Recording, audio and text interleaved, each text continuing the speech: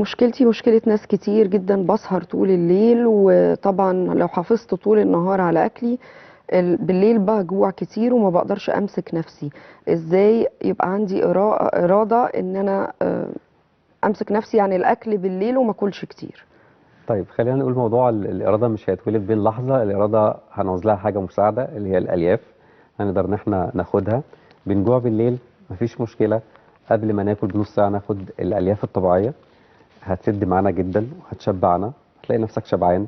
مش محتاج ان انت تاكل وجبة تقيلة بتاعت بالليل، مش محتاج ان انت تبتدي تفكر نفسك انا جعان فكل شوية رايح جاي على التلاجة. مم. بمجرد ان انت جعان خد الياف طبيعية، هتلاقي الدنيا معاك كويسة جدا، هتلاقي نفسك وزنك كمان بينزل.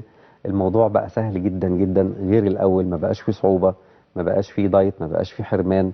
بقى الموضوع زي ما بنقول كده بونبونايه، نقدر ان احنا نعملها بشكل يومي ونقدر نخس عليها في الشهر من 6 ل 8 كيلو.